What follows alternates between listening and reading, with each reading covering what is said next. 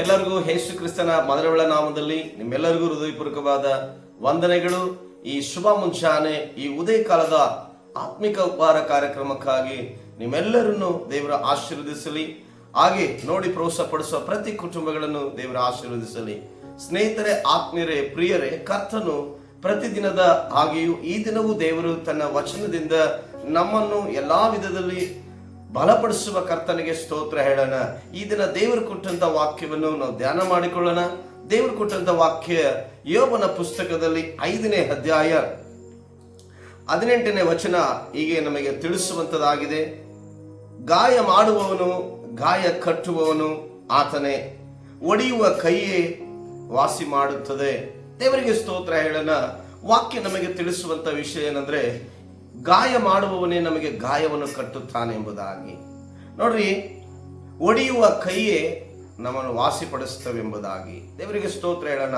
ಸ್ನೇಹಿತರೆ, ಆತ್ಮೀಯರೇ, ಇವತ್ತು ಯಾರೆಲ್ಲ ಸತ್ಯದಲ್ಲಿ ಇದ್ದುಕೊಂಡು ಒಳ್ಳೆಯ ಕಾರ್ಯಗಳನ್ನು ಮಾಡುತ್ತಾ ಧರ್ಮದ ಹಾದಿಯಲ್ಲಿ ನಡೀತಾ ಸತ್ಯವನ್ನು ಅರಿತುಕೊಂಡು ಸತ್ಯದ ಮಾರ್ಗದಲ್ಲಿ ಜೀವಿಸ್ತಿರುವ ಪ್ರತಿ ಸ್ನೇಹಿತರಿಗೂ, ಪ್ರತಿ ಆತ್ಮಿಕರಿಗೂ ನಾನು ಹೇಳೋದಕ್ಕೆ ಇಷ್ಟಪಡುತ್ತೇನೆ. ಈ ಮುಂಚಾನೆ ವೇಳೆಯಲ್ಲಿ ದೇವರು ಹೇಳುವಂತ ವಿಷಯವೇನಂತಂದ್ರೆ, ಈ ರೀತಿ ಇರುವಂತ ಜನರ ಕುಟುಂಬದಲ್ಲಿ ಪರಿಸ್ಥಿತಿಗಳು ಕೆಟ್ಟದಾಗಿಯೋ, ಆರೋಗ್ಯದಲ್ಲಿ ಕೆಟ್ಟದಾಗಿಯೋ, ಇಲ್ಲ ಆತ್ಮಿಕ ವಿಷಯದಲ್ಲಿ ಸೋತು ಹೋಗುವಂತ ವಿಷಯದಲ್ಲಿಯೋ, ಹೀಗೆ ನೀವು ಯಾರೇ ಹಾದು ಹೋಗ್ತಾ ಇರುವುದಾದರೆ ಈ ದಿನ ದೇವರು ಹೇಳುವವನಾಗಿದ್ದಾನೆ.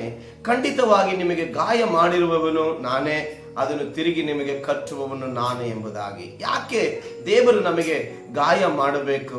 ಅದು ದೇವರು ನಮಗೆ ಗಾಯ ಮಾಡುವಂಥದ್ದು ಆತನು ನಮ್ಮ ಮೇಲೆ ಇರುವ ಪ್ರೀತಿ, ಆತನಿಗೆ ನಮ್ಮ ಮೇಲೆ ಇರುವಂತ ಮಮತೆ.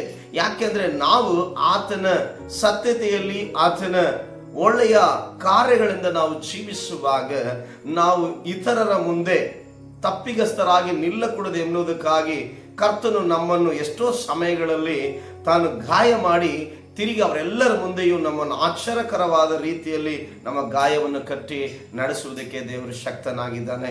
ನೋಡ್ರಿ, ನಮ್ಮನ್ನು ಒಡೆದಂತ ಕೈಗಳಾಗಿರುವ ಆತನ ಹಸ್ತವು ತಿರುಗಿ ನಮ್ಮನ್ನು ವಾಸಿಪಡಿಸುವಂತದ್ದಾಗಿದೆ. ಅದಕ್ಕಾಗಿ ನೋಡುತ್ತಿರುವ ಪ್ರತಿಯೊಬ್ಬರಿಗೆ ಹೇಳುತ್ತೇನೆ, ಇವತ್ತು ನಿಮ್ಮ ಕುಟುಂಬದಲ್ಲಿರುವ ಗಾಯಗಳಂತಿರುವ ಸಮಸ್ಯೆಗಳು, ಗಾಯಗಳಂತಿರುವಂತ ನಿಮ್ಮ ಶರೀರದಲ್ಲಿರುವ ವ್ಯಾಧಿಗಳು, ನಿಮ್ಮ ಕೆಲಸ ಕಾರ್ಯಗಳಲ್ಲಿರುವಂತ ಪ್ರತಿ ಘಟನೆಗಳನ್ನು ದೇವರು ಇವತ್ತು ಹೇಳ್ತಾ ಇದ್ದಾನೆ, ಅದರಲ್ಲಿ ಗಾಯಪಡಿಸಿದವನು ನಾನೇ, ತಿರುಗಿ ಅದನ್ನು ಕಟ್ಟುವವನು ನಾನೇ ಎಂಬುದಾಗಿ.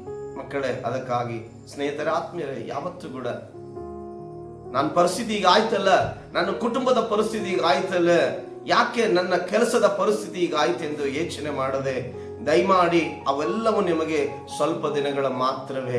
ಯಾಕಂದ್ರೆ ಗಾಯ ಆದ ಸ್ವಲ್ಪ ದಿನಗಳಲ್ಲೇ ನಮ್ಮನ್ನು ವೈದ್ಯನು ಯಾವ ರೀತಿಯಲ್ಲಿ ಗಾಯ ಕಟ್ಟುತ್ತಾನೋ ಅದರಂತೆ ನನ್ನ ದೇವರು ನನಗಿರುವಂತಹ ಸಮಸ್ಯೆಗಳ ಮೇಲೆ ಆತನು ಜೀವನ ಕೊಟ್ಟು ನಡೆಸುವುದಕ್ಕೆ ಶಕ್ತನಾಗಿದ್ದಾನೆ.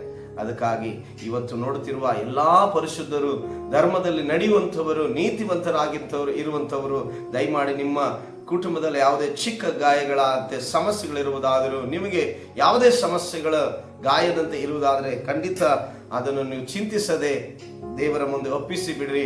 ಕರ್ತನು ಅದನ್ನು ಕಟ್ಟಿ ನಡೆಸುವುದಕ್ಕೆ ಶಕ್ತನಾಗಿದ್ದಾನೆ. ದೇವರು ನಿಮ್ಮನ್ನು ಮುಂಚಾನ ವೇಳೆಯಲ್ಲಿ ಆತನ ಆಶೀರ್ವದಿಸಲಿ. ನಿಮಗಾಗಿ ನಾನು ಪ್ರಾರ್ಥಿಸುವನಾಗಿದ್ದೇನೆ.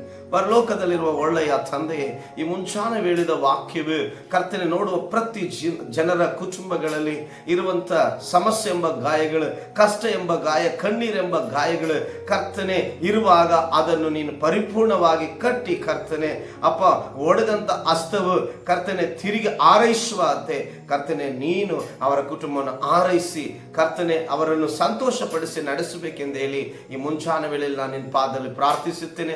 ನೋಡುವ ಎಲ್ಲರ ಕುಟುಂಬಗಳನ್ನು ಆಶೀರ್ವದಿಸು. ನಿನ್ನ ಮಹಿಮೆ ಒಂದು ಯೇಸುವಿನ ನಾಮದಲ್ಲಿ ಪ್ರಾರ್ಥಿಸಿ ಬೇಡಿ ಬಂದಿದ್ದೇನೆ ತಂದೆಯೇ, ಆಮೆನ್. ನೋಡುವ ಪ್ರತಿಯೊಬ್ಬರಿಗೂ thank you. God bless you. ದೇವರು ನಿಮ್ಮನ್ನು ಆಶೀರ್ವದಿಸಲಿ.